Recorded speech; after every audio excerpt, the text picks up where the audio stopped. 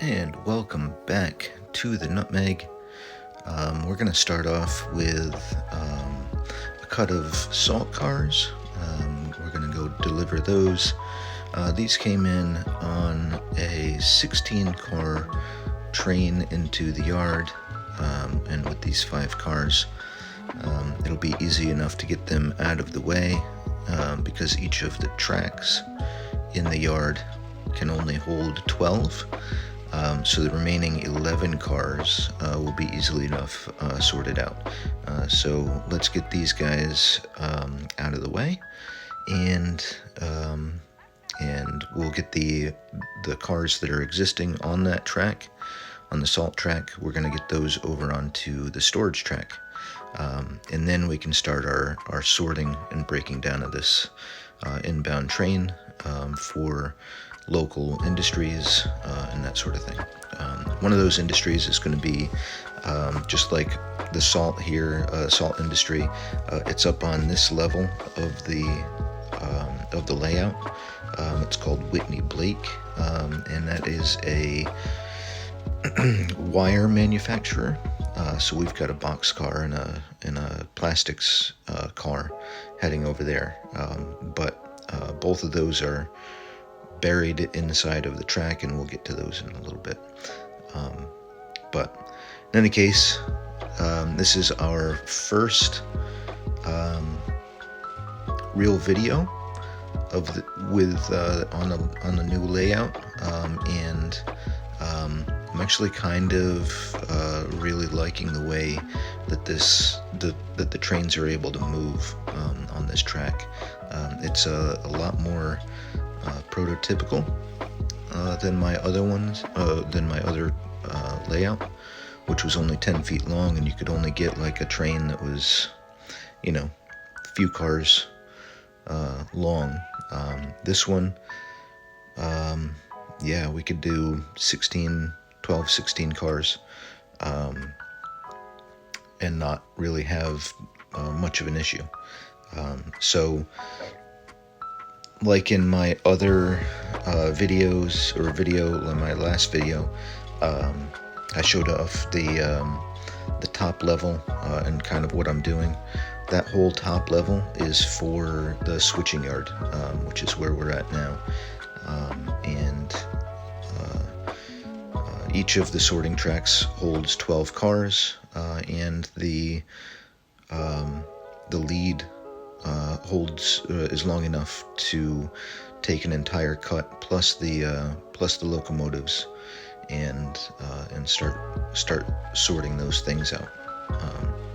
So you can see here I'm moving the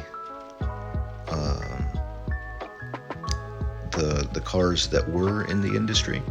I'm moving those out onto, looks like track 3, which is going to be where the salt spur comes off of, and once I've got those uncoupled, I will maneuver the new cars down onto the spur, and here we go. I want to start off, not start off, but I want to say something about my little hiatus between the last track breakdown and then the build of this one. Obviously there wasn't the ability to do any videos, so I didn't do that. But apparently I forgot how to film a video or record a video. And the first, I believe, up until the point that I start breaking down the new cut of cars, all of this salt maneuvering is it's a little dark, and I had to brighten it up in post, and I forgot that I typically was leaving the lights, the general lights, to the space on, and then kind of had another light focused on the train. So you'll notice the difference in in the light quality between the two. And one was the salt was filmed in one day, and then the other breakdown of the rest of the train was filmed the following day. And I remembered, oh hey, maybe I should turn the lights on. The other thing is image quality, or not image quality, but composition. There's the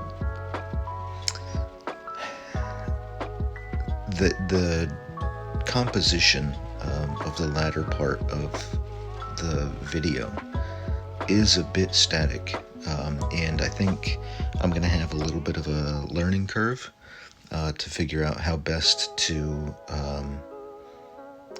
compose my shots on this new layout, and where the best angles are. And part of that is going to come with, doing landscaping and all of that sort of stuff,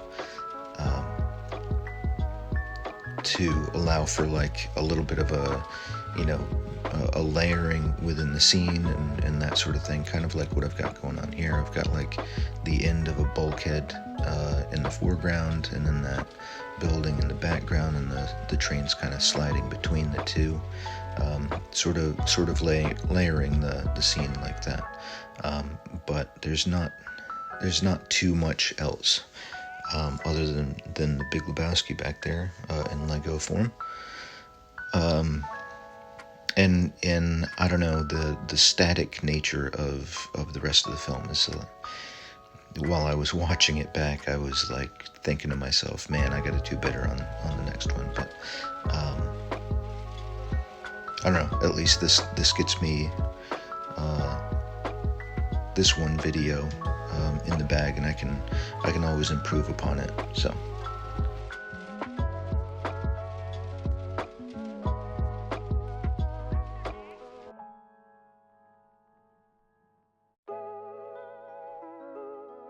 you can also see in this on this layout, I'm able to run multiple locomotives at the same time. These are two Atlas models. One's a 6-axle, one's a 4-axle. They're both U-boats, GEs, and honestly, all I did was take the same decoder, put them in both, and they are they didn't need any speed matching. They just simply started running perfectly together. So I'm actually really impressed, and they also do have some nice fine control to them. This is definitely a great little lash up of these two locomotives. I'm not entirely sure about how well they'll be able to do when I separate them and put one on either end of a train, if I decide to do that, to go down to the lower deck, but we'll find out when we get to that point. So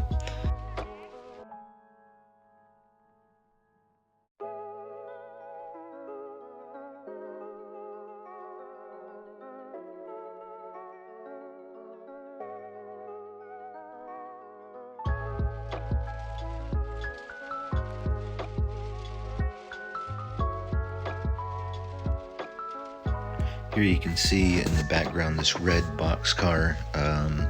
It's a Scale Trains, kind of a generic two-door boxcar in the background there.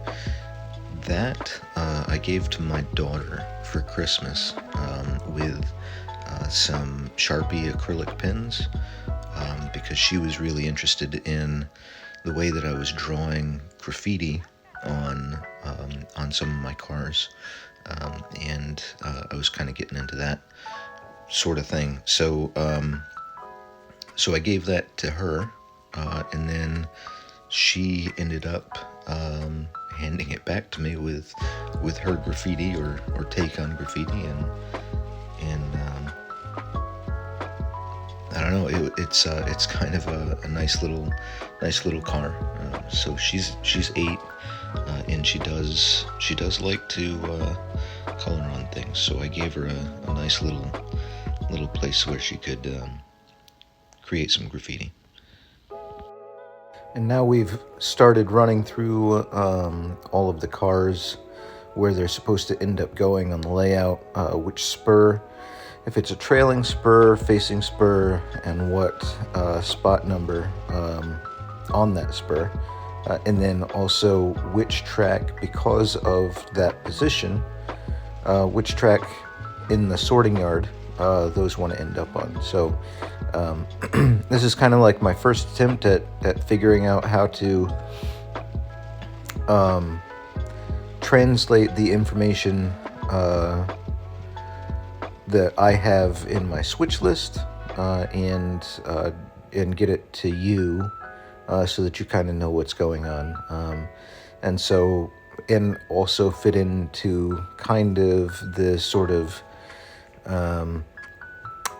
format that I had on my last layout, where I would bring cars in and I'd introduce them as like characters, if you will, and let you know where they were going. But this is much more intricate, and I'm kind of trying to do it in the most simple way, but still get all of the information out there.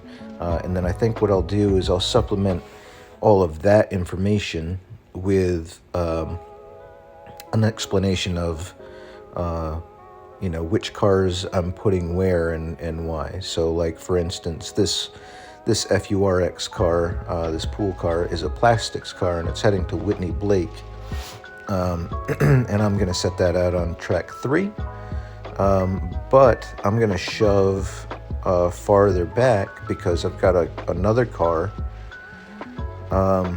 that's this Pan Am car. It's going to be going with it.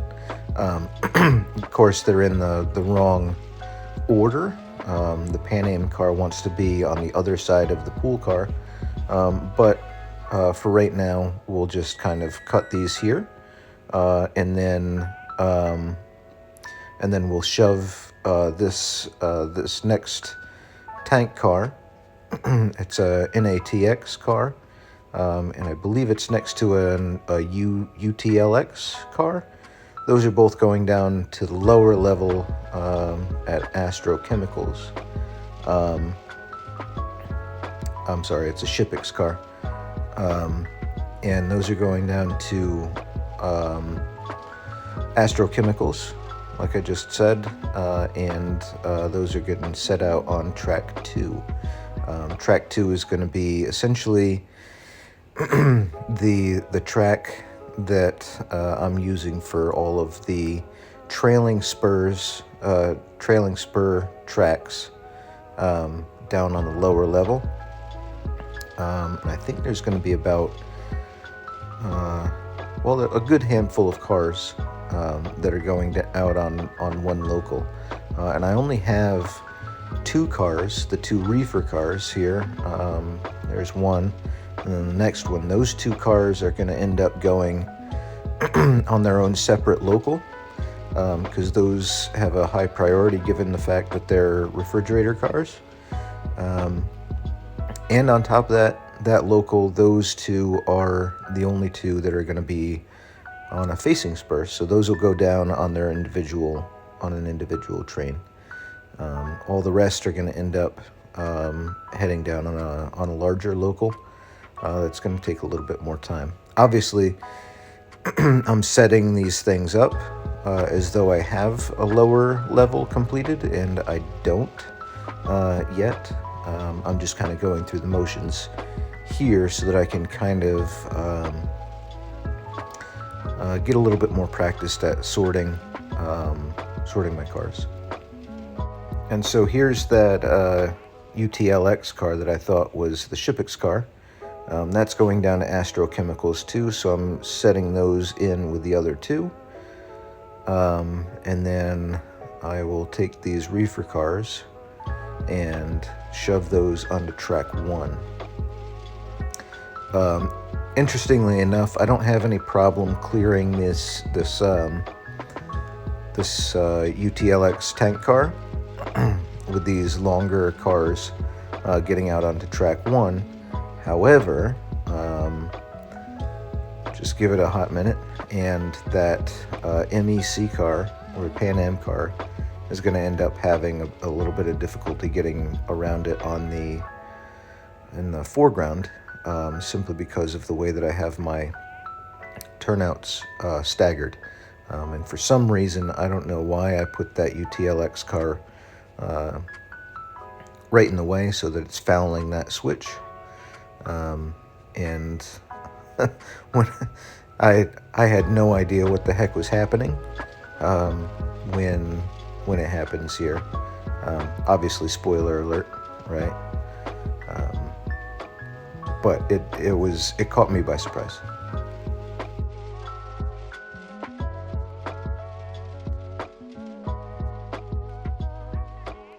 And here we go, collision. And we all wonder how rail cars end up getting banged up and everything. And honestly, like, you know, as practiced as the rail guys are, I'm sure that stuff kind of happens. And here I am pointing out, you know, where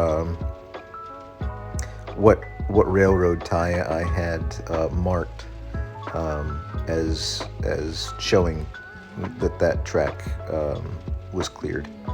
And I'm gonna shove that back. Plenty of room. And I decided to put the Pan Am car here on track 2, so that I could grab the pool car and shove that so that I've got those in the correct order. Just simply taking the opportunity to do that.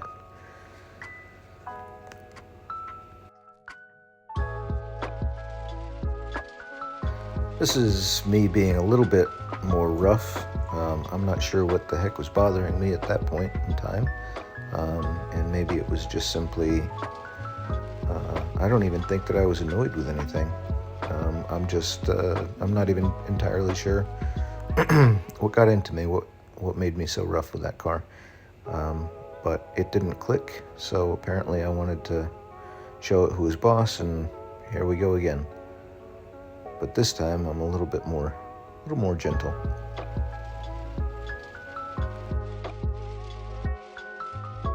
I've got a few instances on this in this video where the couplers were giving me a little bit of a hard time. I think this particular, maybe not.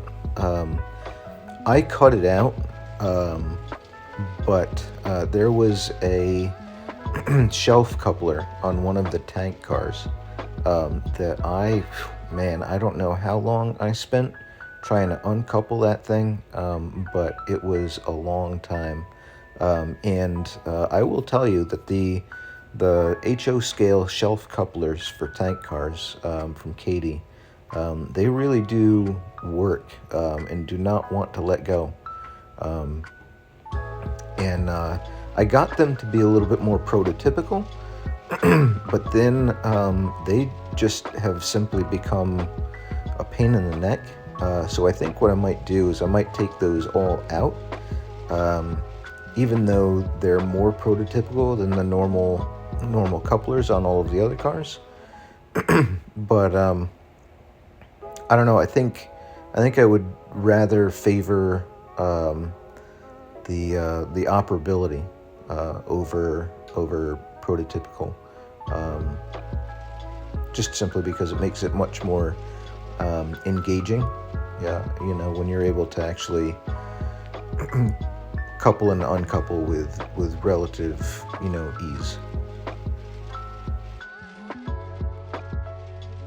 So in this, about this time, is what I'm referring to about the static sort of frames. There doesn't seem to be much intrigue in the composition. There's just a straight-on view with cars moving back and forth. and sometimes a locomotive. You'll see I'm going to pick up the camera a little bit here, and you'll see a little bit more of the tracks, but in an attempt to kind of help explain what goes on. But at the same time, I don't really think that it does. It doesn't make it as interesting as it should otherwise be. I think I should have my camera set up at a little bit of an angle, so that you can kind of see the leading, the beginnings of each of those tracks, 1, 2, and 3, and be able to see all of the cars on those tracks, and to easily distinguish which track which cars are on, because right now let's face it, it's fairly confusing, and you just simply have cars being sent down all kinds of different tracks. Here I am. I got a so this new layout, going down to the lower level on a local is going to be this going down on the local is a dead end track without a runaround. So I ended up getting a few of these cabooses, 2 from Chicago and Northwestern, and 1 from the Santa Fe. And these are going to be my shoving platforms for essentially putting them at either the beginning or the end of a train, depending on which direction I'm heading. So you can see here, I put it on the end of the train, and I'm going to grab the train from the opposite end, and when I head down there, the caboose will be at the back of the train. However, when I do all of my drop-offs and all of my pickups, I'm still going to have the locomotives. I won't be able to move around my cars. So I'll have a caboose that's going to be a shoving platform for my way back. And then here, I'm picking up another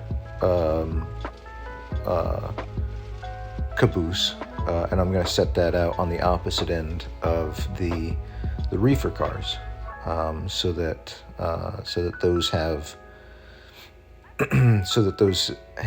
a shoving platform on the way down to drop those off.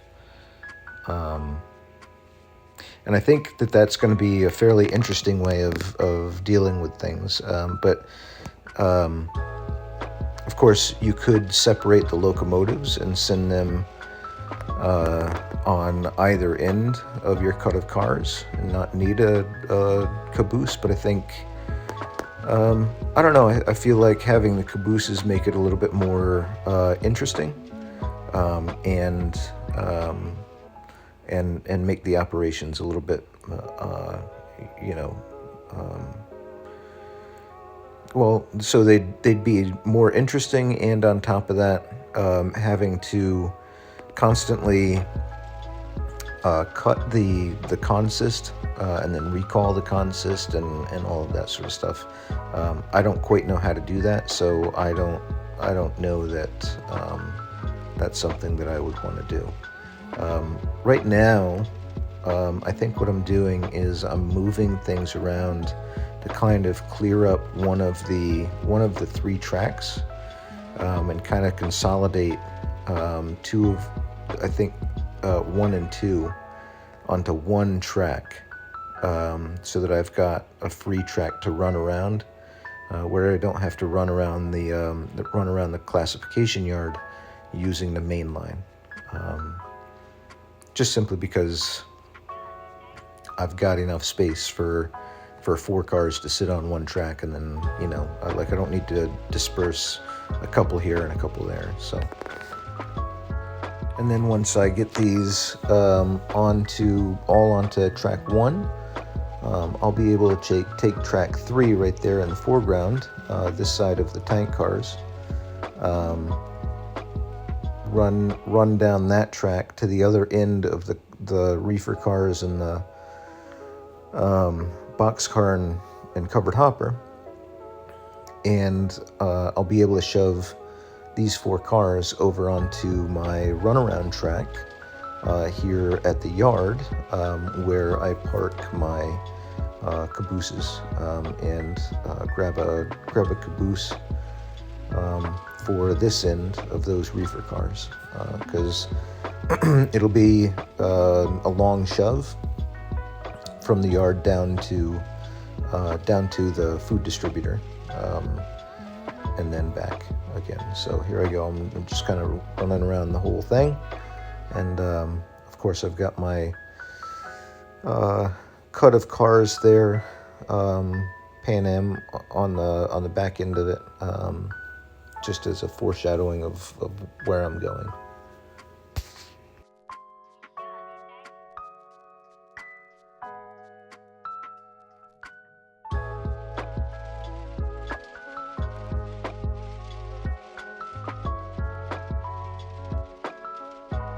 Not entirely sure exactly what I'm waiting on right about now, but I do get moving here in just a hot second. I must have had a train or a crewman checking some brakes or something. I don't know, but here we go. We're back. Oh, I might have been changing some switch orientations. That's probably what I did. Okay, so here we go. We're going to couple onto the shoving platform and pull it onto track 1.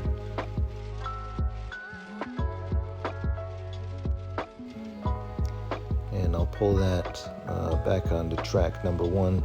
Track number 1 is aligned with this runaround, so it's a fairly easy sort of maneuver. And then the track in the foreground, that's aligned with track number 2, and obviously that one branches off to track 1 and 3 as well. So it's fairly simple layout, and this layout was from the Riverside transload facility up in outside of Bellows Falls on the VTR or Vermont Rail. It's a fairly simple but effective kind of sorting yard, and I don't know, I kind of appreciate it. So, and I wanted to use it obviously when I was doing more Vermont Rail. That's what I was trying to do here, but then I figured out, hey, I could just simply use the same layout, but then modify it for my own purposes. Because if I'm going to do a totally fictitious railroad, why not, right? But base everything on a prototype, and just simply take the best from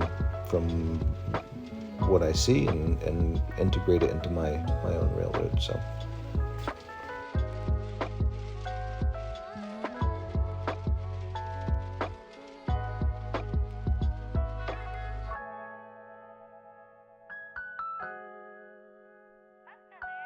Of course, I ended up reusing the backdrop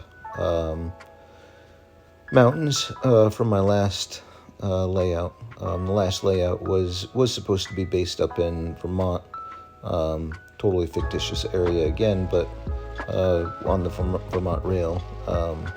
So I kind of tried to represent the mountains up there, but obviously down here in Connecticut, we don't necessarily have so many mountains, but I don't know, you can imagine them being the forms being trees, I suppose. And anyway, I realized a long time ago that having the background, even something as simple as this, begins to kind of give the track a bit of life.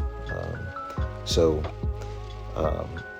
as far as life is concerned, I think we're going to be sticking with the pink desert for a little while, until I get, I think what I want to do is I want to get the whole layout operational, and then I can go back and focus on and get it operational so that I can use it, the whole thing, and not worry about any kind of weathering or landscaping or anything like that, and not kind of waste my time with doing something, if something doesn't end up working out quite right with the track and I need to adjust or whatever. So I do want to kind of, unfortunately, leave it as a pink desert for a bit. So I think the first year or so of me running trains is probably going to be without landscaping. I might put in some trees here and there just to kind of liven things up and have some buildings and whatnot, but it's really just going to be kind of stand-ins for kind of an abstraction of something that's more real. So don't look for landscaping, essentially, is all I'm saying, before too long, because it's going to be a while, I think.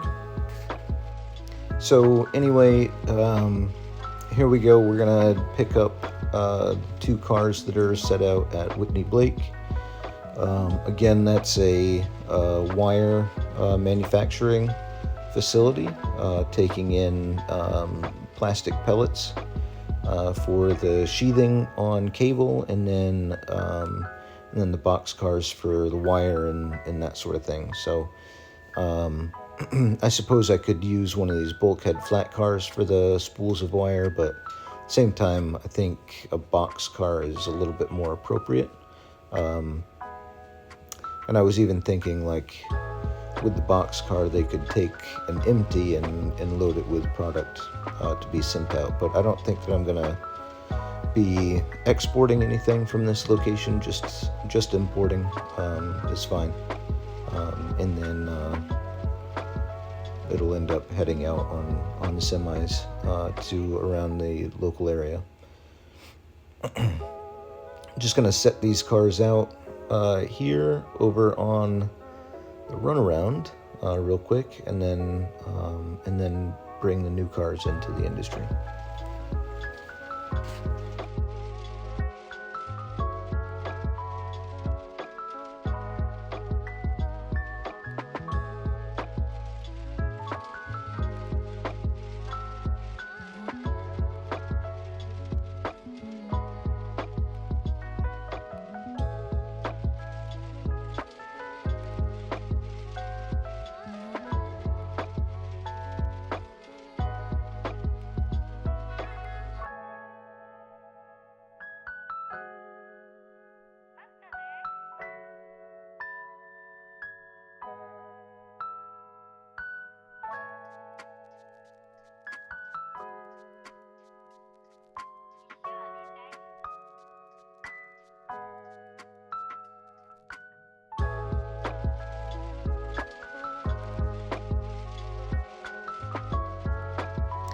All right, so now it's time to go pick up, get these 2 cars off of my runaround, and get those onto a track.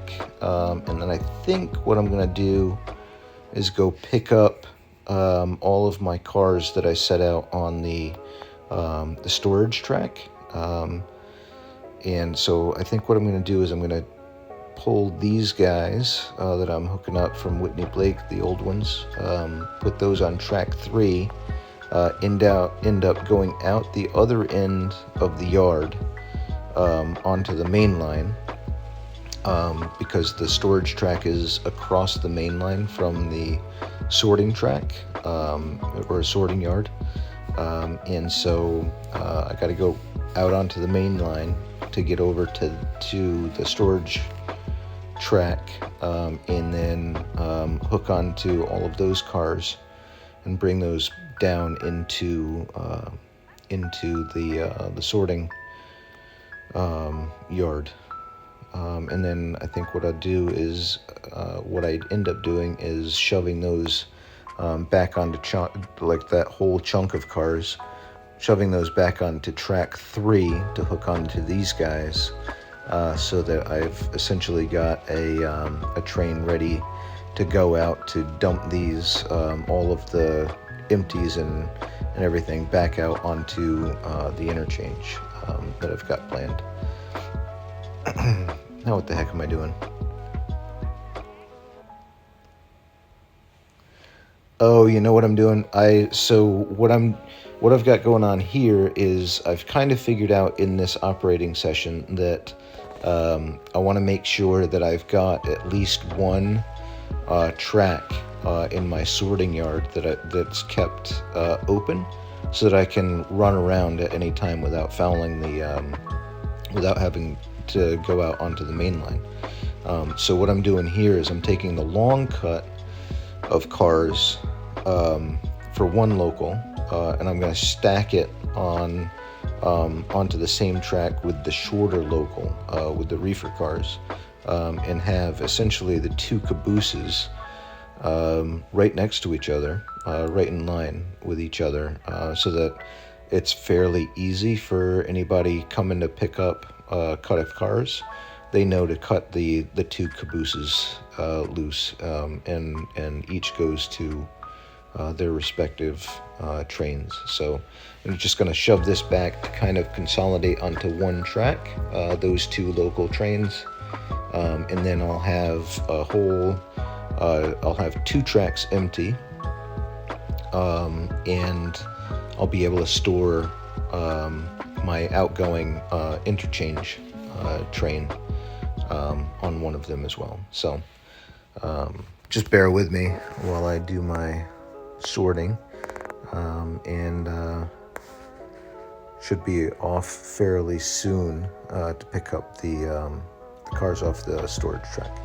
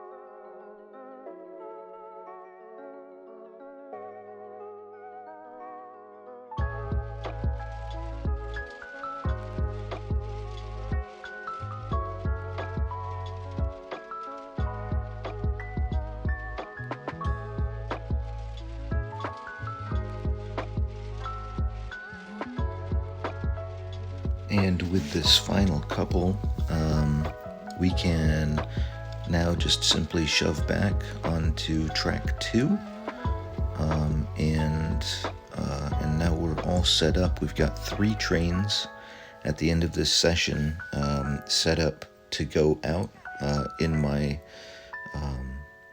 sorting classification yard. We've got 2 locals set up on track 1, and then this outbound cut of cars heading to the interchange track, where it will be picked up by the next railroad, and the next railroad will dump in a cut of new cars, and we can, start the whole cycle all over again. So I'm actually looking forward to getting the helix in and setting up track down on the lower level, so that I can actually do something with these cuts of cars that I'm forming, instead of just simply taking them off the classification track and stuffing them in the drawers or back into the drawers again. So it'll be nice to have things actually set up, so that I can actually deliver things where they need to go. I've got 4 industries here, up here on this level, but there's something about being able to grab a local and head out, and deliver some cars at particular industries along the way.